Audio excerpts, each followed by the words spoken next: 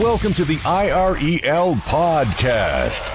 Are you sick and tired of real estate gurus pitching their next free construction deal, only to find out years later they were completely wrong? Worried the next overseas conference you spend thousands to attend will only be used to sell overpriced lots in deserted developments?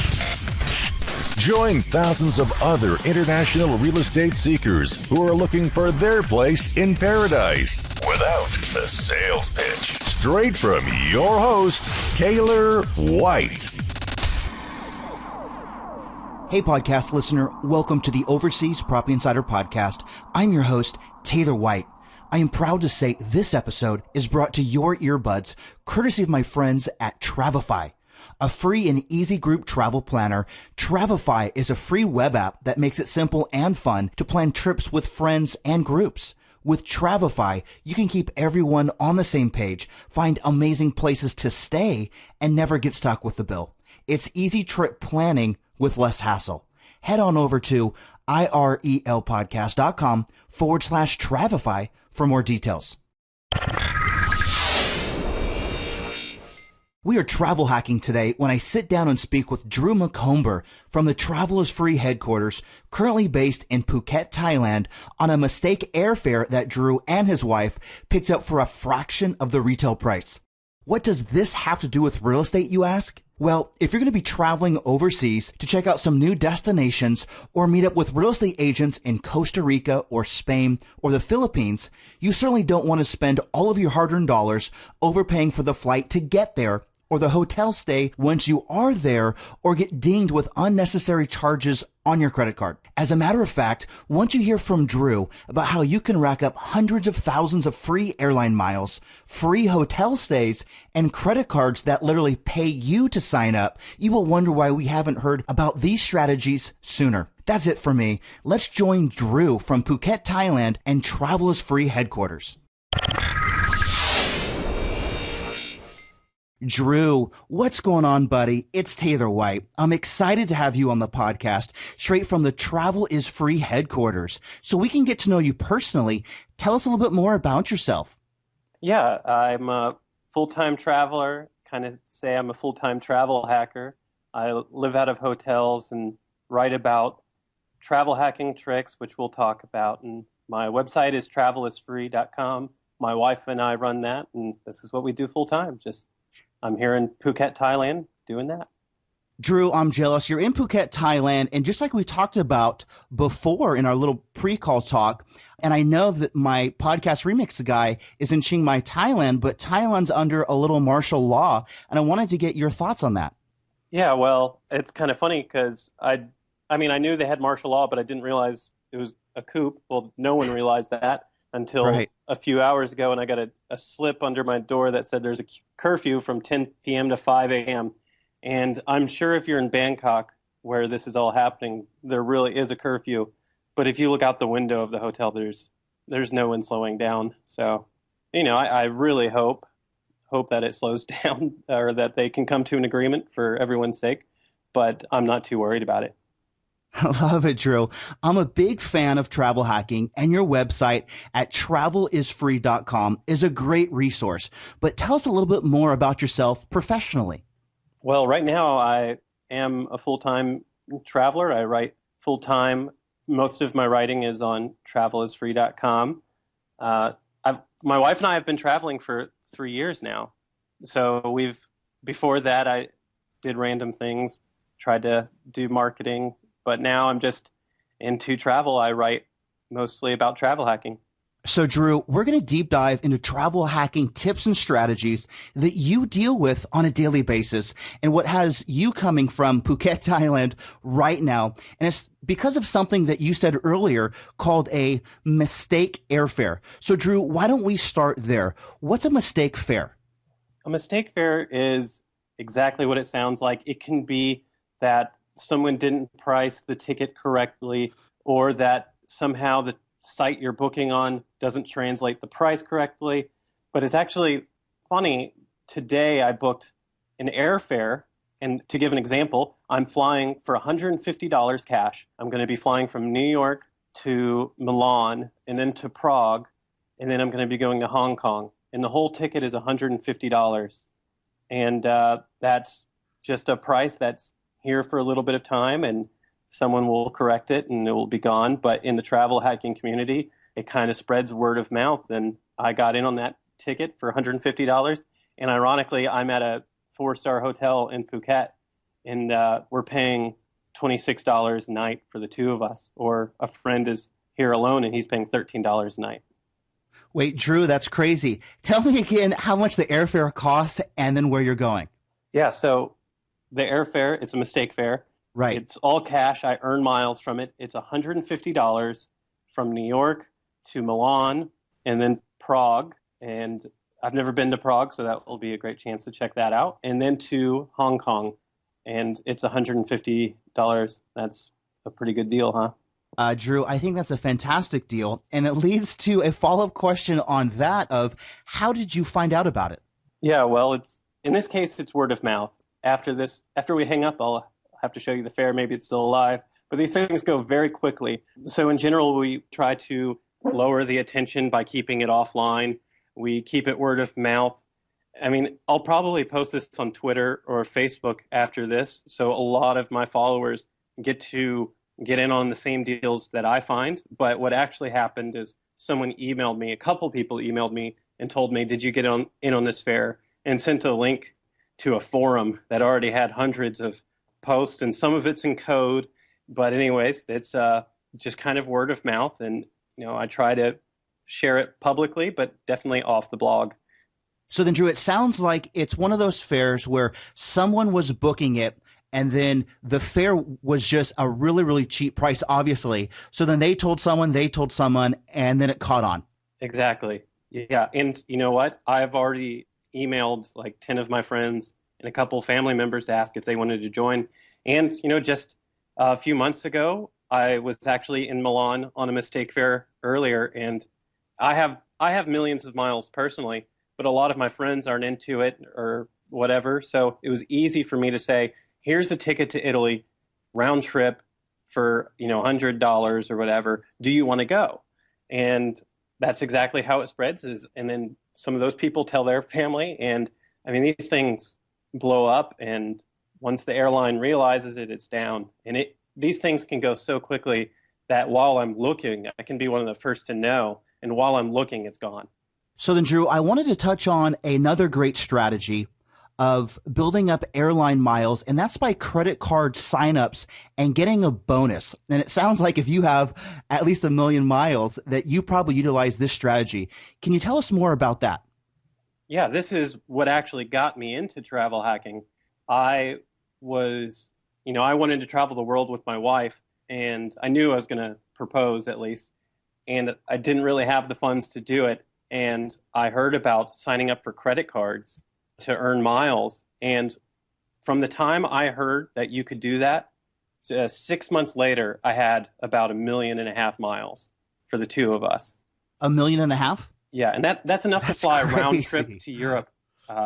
Let's see, that's enough for Europe and back 25 times on average. That's crazy. Okay, so then I have to ask, how did you get so many? Yeah, in 2010 and 2011, the bonuses were a little larger on average, right, or you could match and whatever, but they're still around. Just the other day, I signed up for an American Airlines card that gave 100,000 miles. And it's really counterintuitive. When I start to explain this to people, they cannot believe that my credit score has shot through the roof since I started signing up for credit cards. And a lot of that is because your credit score is based on how many months of good history do you have? And by signing up for more credit cards, I'm essentially multiplying my credit. And so anyways, I'm just signing up for all these credit cards. Both my wife and I are signing up for credit cards. And then now we're flying around the world. And then our friends are a little skeptical. And then my credit score goes up. And then they start getting credit cards. They start with a few. And then the more they sign up for, the better the credit score does. And the obvious, which is the more miles they have. And if you just start by getting a few cards, and I can talk about the strategy if you want, but in general, I can sign up for one card per bank every 3 months. So I don't do all the banks, but there's only a few good travel or miles related cards anyways, but I can sign up for a Chase card, an American Express card, and a Citi card on the same day. And if they're each 50,000, that's 150,000. In 3 months, I'll do it again. And I do that over and over again for the both of us. Drew, I love that strategy. So then would you apply for all of those on the same day? Do you find that it really matters if you apply from all this the same day, thinking that if they pull your credit report and they see you applying for other cards that they might not have granted, or does that not really matter? It does matter. And again, it's not exactly what you would think, because the credit bureaus and the banks, they report to each other pretty quickly, but it has a day. There's like a day difference or a calendar day before the banks actually get to see how many hard pulls, or which is how many times you've applied for credit. So if you apply for all in the same day, it doesn't look like you've applied for anything as far as the other bank is concerned. Chase knows that you've applied for a Chase card, but American Express doesn't. And if you apply for a card 2 weeks later, I guarantee you, they will deny you, saying, you just applied for credit. This looks desperate.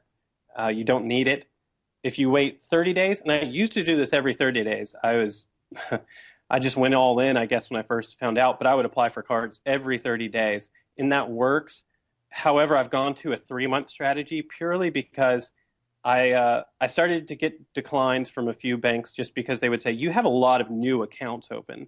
But for whatever reason, when I went to 3 months, like a mentor told me, he said, you should stagger it every 3 months. And then when I did that, I never heard ever again that you have too much new credit. Even though it was just 3 months, whatever, they always approve me for cards, and my credit limit, they give me huge credit limits. And that's part of the reason the credit score goes up, is because your credit limit is cumulative.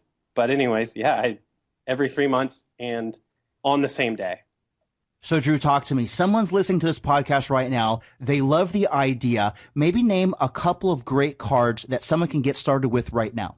Yeah, the Chase Sapphire Preferred and the American Airlines cards. Now the links, and I guess this is a reason to read the blogs. The links that you'll find if you just Google aren't always as good as what you'd find on the forums or on the blogs. So there is a 50,000 American Airlines card that's always floating around. There's always a 50,000 United Mile card. And another trick is that you can actually apply for the same card, just the business card version. So you can get the American Airlines business card too, and just put your name as the business and your social security number as the tax identification number, and you put sole proprietorship. Anyways, that's the details, but you can actually get a business card yourself as a singular person. Love that. Drew, if you don't mind me asking, about how many cards do you think that you've applied for? Oh, applied for and have, I don't know how many I've applied for, but I probably have 20 at any given point in time, and I cancel them every year. So then you would apply for a card, get the miles, use the miles, and then if it's a card that you don't want, you would cancel it. Yeah, because what they do is they get you to come in the door by waiving the annual fee for the first year. So, right. So the Chase Sapphire Preferred, the Ink Bold, which is another one I should mention that's a business card, these annual fees are nearly $100. And for the first year, there is no annual fee. So they get you in the door that way. However, I have 20 cards, so if I'm paying $100 on every card for the two of us, that's a lot of money. So there are really a few options. You can keep it if you really would like to pay it or give some benefit, or often you can downgrade it. So for example, the Chase Sapphire Preferred is a card with the annual fee, but the regular card does not have an annual fee. So you can just downgrade to that. And it has similar perks. It's not as good, but at least it avoids the annual fee. The other thing number 3, would be to cancel the card. And I used to think it had more of an impact on your credit score than I do now after doing some testing. But the only reason not to cancel your card after the first year is because you're going to shorten your average length of account, which matters to your credit score. If you have a good average length, then it doesn't matter.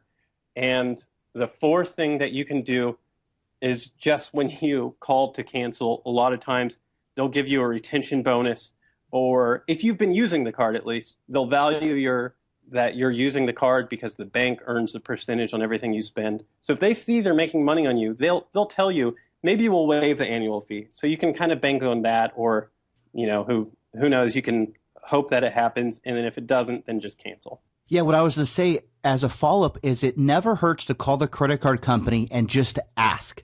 Ask for a lower rate, ask for more of a bonus for airline miles, ask if your year's about over and they want to start charging you. Just ask, and it doesn't hurt to ask.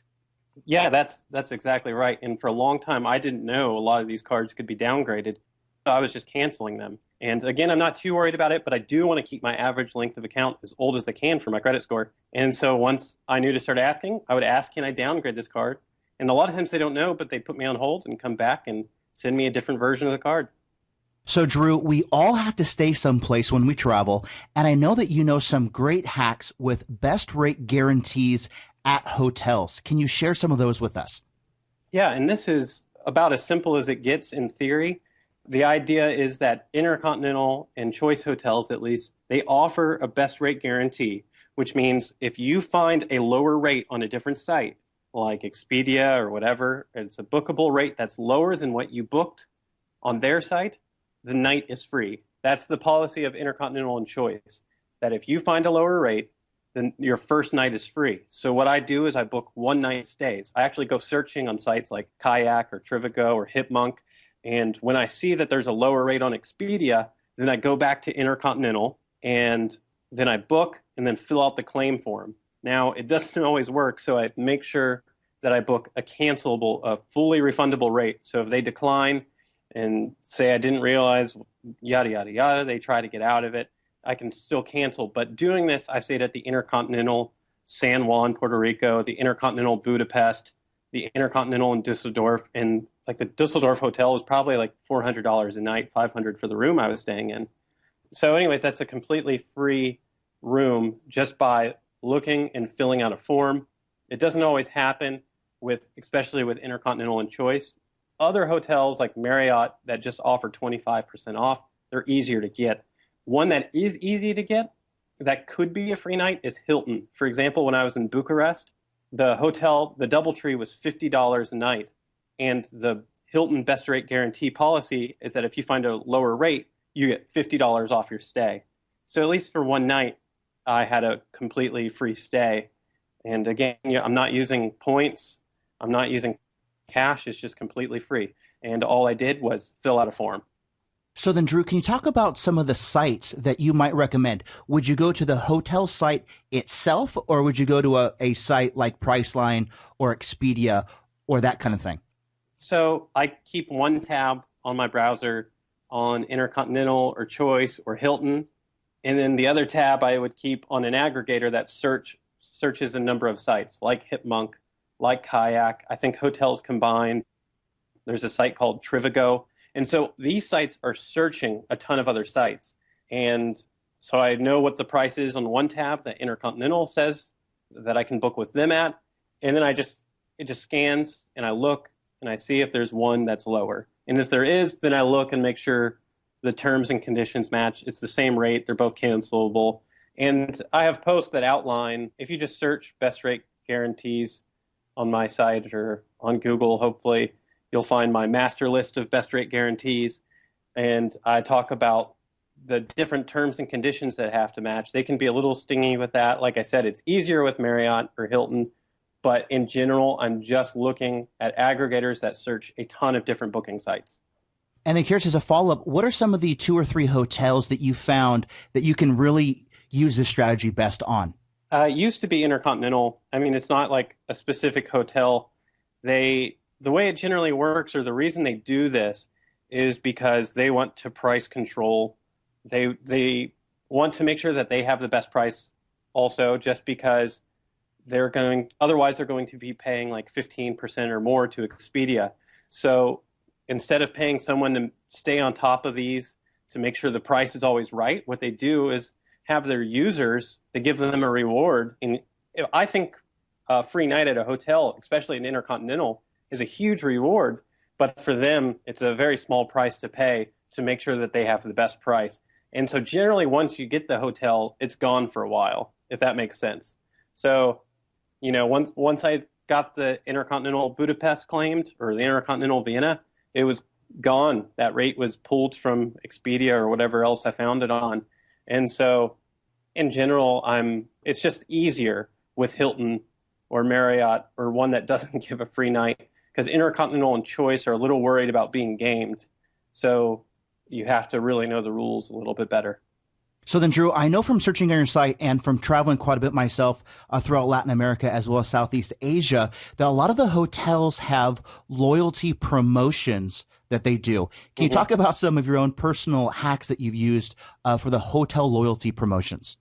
Yeah, I mean, this could go on and on and on with hotel promotions. I mean, some of these hotels, they offer really great promotions and no one knows it because they don't understand what 50,000 points is or what it equates to. But 50,000 points was a bonus that Radisson offered if you booked one night at a Radisson. And it's actually kind of funny because when that promotion came out, I was on the road. This was the first time 3 years ago. And we were going by Niagara Falls, Canada. And we're like, well, there's a Radisson there, so let's stop by. And we'll get the 50,000 points for one night. But when I got to the room, so I check in and I go right next to the lobby. My room is right next to the lobby. And so I go in, I check in, and I start reading, and I'm like, 50,000 points could be at least 5 nights at a hotel. So why not book another night? Because that will give me 5 nights free later. So we actually went back out into the lobby. I booked online, and then went back out and checked in under my name this time. The first one was under my wife's. Now I check in under my name. And then they actually upgraded us to a room that had a view of the falls. So we went back to our room and then through the lobby. And I'm sure they were wondering what in the world we were doing, checking in with 2 rooms. But anyways, we all the time, if there's a good enough promotion, I'll book 2 rooms, or one time I booked 4 rooms, and luckily I had my parents with us. So the 4 of us had 4 rooms, even though we were staying in 2. True. That's crazy stuff. I have a question for you. Have you figured out a way yet to get paid from the hotels or the airlines doing what you do? Have you ever checked into a hotel and they're like, oh, because of your card and your promotions and your loyalties and blah, blah, blah, here's $50 for you, Drew. Well, I mean, via the promotions I've probably come out ahead. I've heard of people that sell their miles or points, but okay, so one promotion was that you could get a $50 gift card. This is years ago too. You could get a $50 gift card, and then I found a hotel that was $50, so we went and stayed there. And then when I got there, I realized there was another promotion online that you got $25 worth of food credit. So at least I got free meals. I love that. Yeah. So, you know what? The whole time anytime you're paying for a room on these promotions or whatever, you're earning points. So that's my real goal, is to get points. But I was actually breaking even, earning points, and getting a free meal. But, it's kind of a game, chasing the best promotions and then seeing how many free nights you can get with those promotions. So then, Drew, can you touch on a little bit more some of the status matching tricks that can be done with hotel chains? Yeah, and it's funny because I hear all the time people are talking about how hard it is to get their elite status with the hotel chain and whatnot, and I'm sitting there listening to them thinking that I have 0 paid nights with that hotel chain in the same status. And, it's relatively easy once you get one status to match to the others. And you can get IHG Platinum status just by signing up for a credit card. And you can get Hilton Gold status just by signing up for a credit card. And then I email Hyatt and I say, hey, I have IHG Platinum status and I have some Hyatt stays coming up. Would you be willing to match me to Diamond status? So for the last 2 months, I've been on a Hyatt Diamond status trial. And I didn't pay anything to get the Hyatt Diamond status, which is their top tier status. But I still get the free breakfast, the lounge access, the upgrades. Yeah, so we upgraded to a 2-bedroom suite because we had Diamond status at the Hyatt Regency in Phuket. And we had free breakfast and we had lounge access, so we had cocktails in the evening.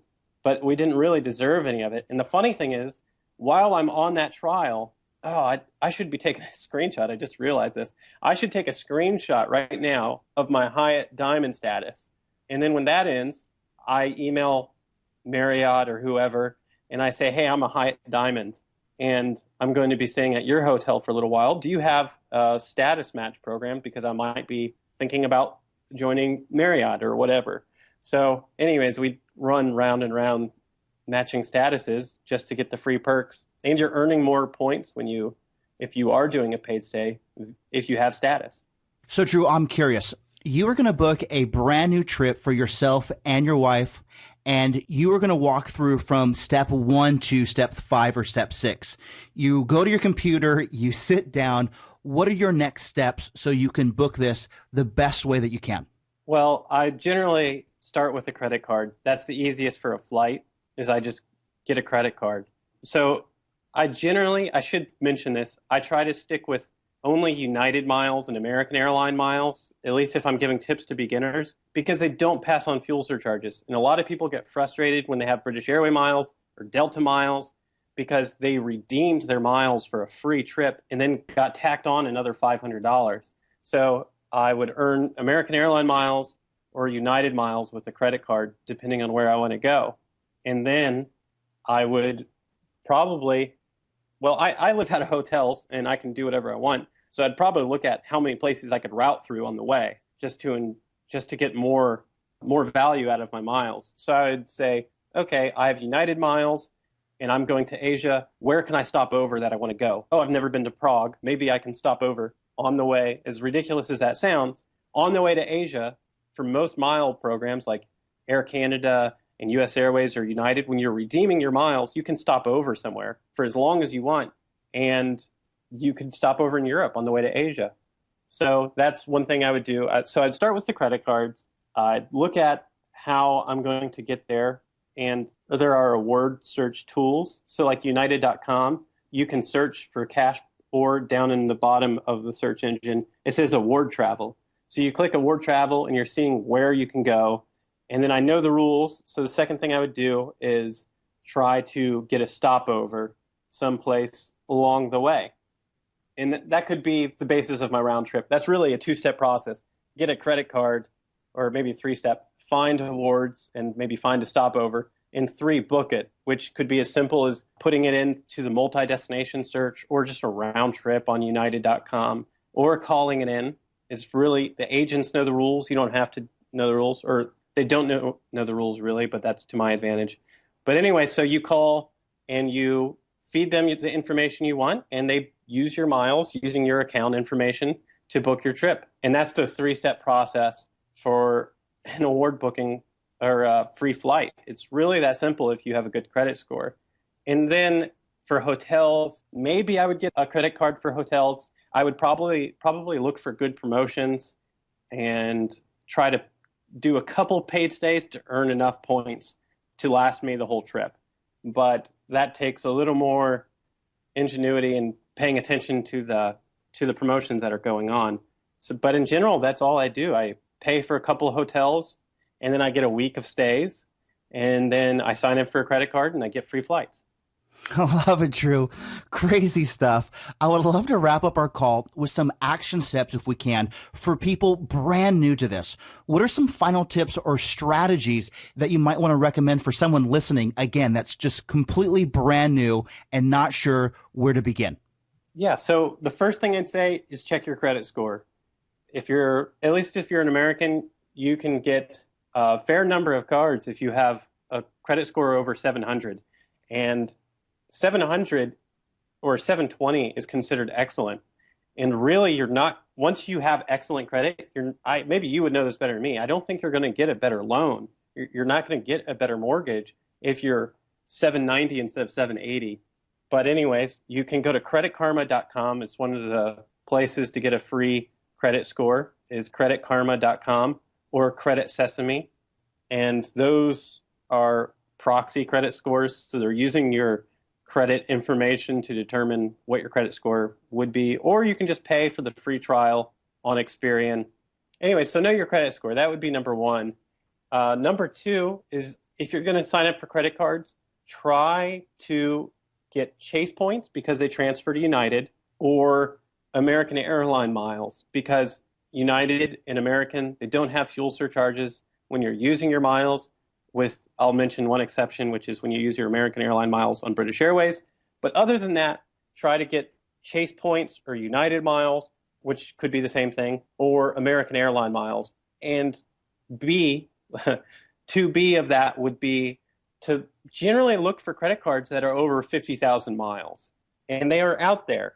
If you look, they are out there. If you pay attention to the blogs or even on social media that I do, there are credit cards that are 100,000 miles every once in a while, sometimes 75,000, and very, very common 50,000 or 60,000 miles. So that would be the second thing I would say. And then once you have miles, I would try to look for, just Google best use of whatever miles you have, best use of American airline miles, and try to use those wisely. If you have other miles, then maybe you want to look to make sure you're not getting fuel surcharges added onto your ticket. As far as hotel programs, if you have a credit card, maybe that's a good reason to get started with a hotel chain, Club Carlson or the Hyatt credit card. I don't know. I generally say that I get frequent flyer mile credit cards first, but if you want to join a hotel chain, then look for promotions. I always write about the big promotions that I myself do. And every once in a while, there is something so big that I'm going to look for opportunities to pay for hotels because I think they're that valuable. So I would say unless you're living out of hotel, pick your hotel by the promotion. And then if you can, try to get status with one, maybe through a promotion, and then maybe do a status match. But those simple things, I would say check your credit score.